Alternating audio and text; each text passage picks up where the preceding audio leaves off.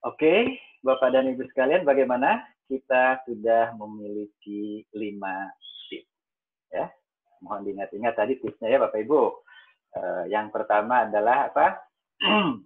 Jadikan mata pelajaran sebagai alat, bukan tujuan. Yang kedua, jadikan siswa sebagai pemain utama. Kita sebagai sutradara. Ya. Yang ketiga, balik pola pembelajaran. Ya, balik pola pembelajaran, biarkan siswa mempelajari dulu, baru setelah itu kita tunjukkan dan praktekkan di dalam kelas. Nah, untuk membalik pembelajaran kita butuh 2 kiat. Kiat yang pertama adalah kita menjadi pemulung konten digital atau kurator konten dan atau menjadi kreator konten digital. Nah, tips yang ke-6 berikutnya adalah Bapak Ibu sekalian, kiatnya ya, untuk menghidupkan pembelajaran dari menjadi lebih hidup, kita harus bisa menggunakan teknologi yang paling mungkin. Kadang-kadang kan kita suka berpikir ini, wah ini harus menguasai learning management system, harus bisa Moodle dan lain sebagainya. Padahal ada banyak teknologi-teknologi atau disebut dengan learning tool atau learning technology yang sekarang banyak dan dikenal dengan aplikasi gitu ya.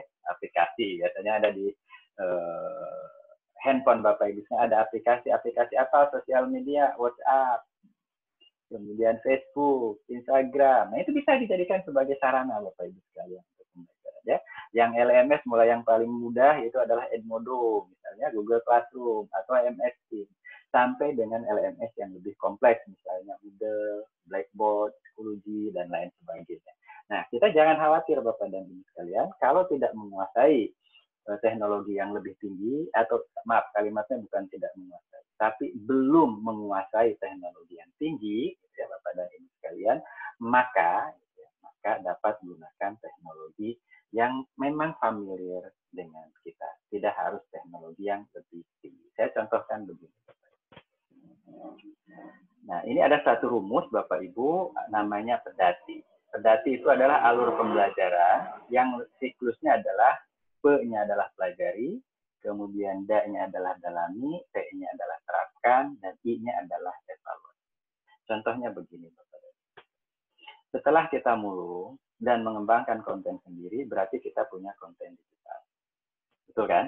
Nah, setelah kita punya konten digital, katakanlah kita mulung 2 mata pelajarannya, misalnya mata pelajarannya adalah sosiologi. Topik yang kita bahas adalah struktur sosial, contoh ya. Nah, kita dapat 2 video misalnya, Bapak Ibu. Yang dapat mulung. Yang pertama adalah struktur sosial Kampung Naga. Kemudian yang kedua adalah struktur sosial suku Baduy. Atau mungkin ada yang ketiga. Nah, berarti kan ada 3 video pendek-pendek. Nah, kemudian kita punya bahasan kita tentang struktur sosial. Dibuat dalam bentuk MS Word mungkin 3 halaman. Ya, nyampe lah 2 halaman. Gitu ya. Kemudian dibuat dalam bentuk PDF. Nah, ada 3 file. Nah, 3 file ini kita ingin mengajak mahasiswa kita untuk mempelajari. Namanya tahap pertama itu pelajari. Nah, ketika kita ingin mengajak siswa kita untuk mempelajari 3 bahan ajar digital yang dapat murung dan buat sendiri tadi, kita sampaikan melalui apa kepada siswa-siswi kita. Kita lihat dalam diri kita. Kita menguasai nggak Google Classroom? Belum. Kita bisa nggak menggunakan Moodle? Belum. Atau LMS yang tinggi? Enggak. Oke, kita bisanya apa? Oh, saya bisanya adalah sudah menggunakan media sosial. Nah, kita lihat siswa-siswi kita sosial medianya apa? Nah, katakanlah siswa-siswi kita menggunakan sosial media menggunakan WhatsApp. Maka dibuatlah grup WhatsApp untuk satu kelas. Nah, 3 media digital tadi yang dapat mulung dan buat sendiri itu diberikan kepada siswa-siswi kita untuk dipelajari.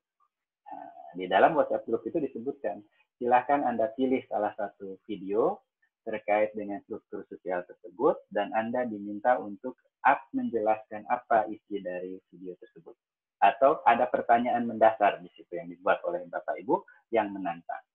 Mengapa struktur sosial di Baduy berbeda dengan struktur sosial di Kampung Naga? Nah, bagusnya mungkin ada 3 video, jadi yang milih 2 gitu ya, di antara 3 untuk bisa membandingkan gitu, dengan salah satu yang lainnya. Setelah itu, nah, bagaimana kita memastikan bahwa mereka telah mempelajari video tersebut? Bagaimana kita bisa membuktikan bahwa mereka telah mempelajari video tersebut? Maka kita pilih salah satu di antara 3 aktivitas. Ini yang saya maksud Bapak Ibu sekalian, ketika kita mengajak mereka untuk belajar, ini baru kita ngasih kuis. Nah, tapi kita sudah ajak mereka untuk mendalami atau menerapkan dan mengevaluasi, ini berarti kimia ini. Tapi salah satu misalnya. Tadi setelah diberikan materi kepada mereka, Bapak Ibu dilanjutkan dengan pertanyaan diskusi. Nah, yang akan dia jawab selama dari satu pertemuan. Hari Selasa, katakanlah ya, sampai hari Selasa berikutnya. Gitu. Nah, kita akan asuh mereka nih dari hari Selasa sampai hari berikutnya. Berarti Rabu, Kamis, Jumat, Sabtu, Minggu, Senin. Nah, untuk yang ini. Nah, pilih salah satu. Kalau dalami, Bapak Ibu berikan pertanyaan diskusi. Kalau terapkan, berarti Ibu berikan tugas ya, yang menantang untuk anak-anak, yang bisa dikerjakan selama satu jangkanya 1 minggu, tapi dia melaksanakannya bisa di hari pertama, hari kedua, atau hari ketiga, kan bebas karena ini kapan saja dan di mana, atau evaluasi. Nah, gitu ya.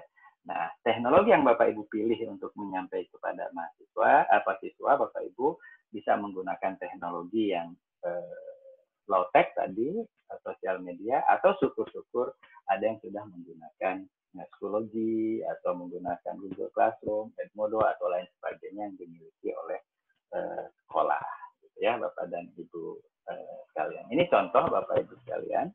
Yang paling penting adalah Bapak dan Ibu sekalian, terlepas dari teknologinya rendah atau teknologinya tinggi, yang penting adalah high pitch. High pitch itu tadi yang dimaksud dengan high pitch adalah menempatkan siswa sebagai pemain utama. Ya kan? Contoh, kalau kita bandingkan tadi, struktur sosial tadi dengan 3 video dan 1 PDF diberikan kepada siswa menggunakan WhatsApp group, kemudian dilanjutkan dengan pertanyaan-pertanyaan diskusi. Ya. Setelah itu diasuh pertanyaan diskusinya selama seminggu oleh guru. Itu kasus yang pertama. Coba bandingkan kasus yang ini dengan apabila seorang guru ingin membelajarkan tentang struktur sosial tadi. Ya.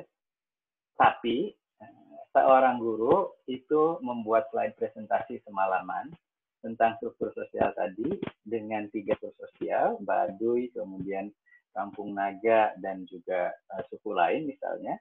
Dia membuat slide presentasi sebanyak 30 slide. Kemudian dia mengundang siswa itu untuk melakukan video conference dengan menggunakan meeting. Dan pada saat Zoom meeting tadi, di ruang belajar 2 tadi, guru menjelaskan tentang struktur sosial. Mana yang lebih baik? Kasus pertama atau kasus yang kedua? Nah, maka yang baik adalah kasus pertama, walaupun low tech. Ya. Walaupun hanya low tech loh, hanya menggunakan media sosial saja. Tapi pembelajarannya high pitch. Sementara kasus yang kedua menggunakan high tech, tapi pembelajarannya adalah low pitch. Mana yang Bapak Ibu akan pilih? Nah, tentu saja Bapak Ibu akan pilih kuadran ini. Syukur-syukur teknologinya tinggi, pembelajarannya juga high pitch. Nah, ini tips yang ke-6, Bapak dan Ibu sekalian, kiat bagaimana kita membelajarkan pembelajaran daring menjadi lebih hidup. Nah, sampai di sini dulu sebelum kita masuk kepada kiat yang ke-7. Semoga bermanfaat. Terima kasih.